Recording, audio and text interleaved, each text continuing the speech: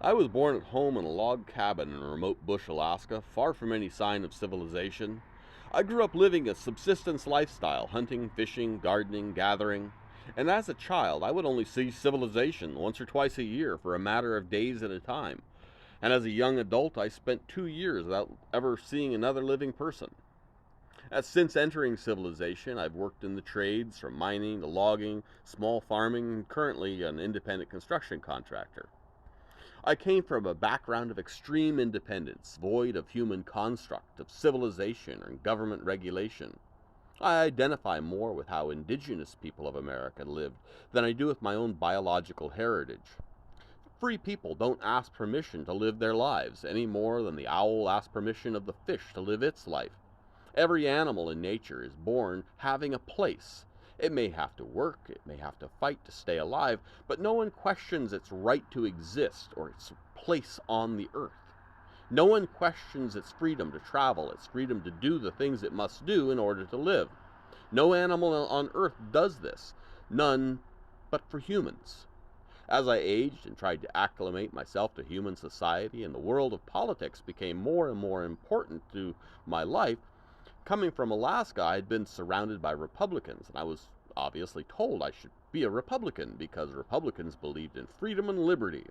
Well, that sounded good, and for a number of years I at least somewhat bought into it, until I became more and more educated and learned that Republicans like to talk about freedom, but what they really meant was freedom for those who conform to their ideas of freedom, particularly ideas that were centered around landholding white Christian males. Now, freedom doesn't tell other people how to live. Freedom doesn't require that you live the same as I do. Freedom doesn't believe that conquest makes right. Freedom doesn't believe in walls. Freedom doesn't tell other people how to live their lives. Freedom doesn't believe in mandates and restrictions. Freedom doesn't believe in wars. Freedom doesn't believe in conquest. Freedom doesn't believe in imperialism. Freedom doesn't make excuses for wrong. Freedom is not prejudice. Freedom is kind. Freedom is not judgmental. The only true rule of freedom is not to infringe upon another's freedom. Do not take what doesn't belong to you, their life, their property, their ability to live as they see fit. This is to respect the earth itself. And so, as I became more engaged in the world of politics, on an ever-increasing basis, I became told by Republicans that my ideas had no place amongst them, that I needed to pick a side, that somehow it was my duty to justify wrongs and to hide and manipulate, to defend lies and defend the political party and the political candidates.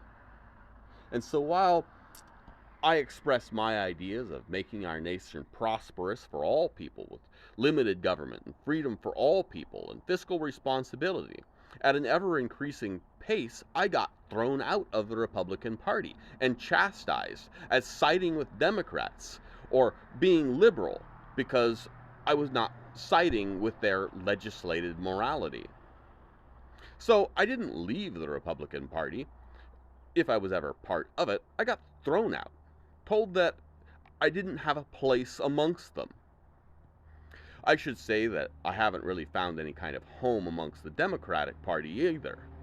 I call myself politically homeless and stand with the common people, the working class, the working poor, the people who the political parties and the elitists prefer to keep in oppression.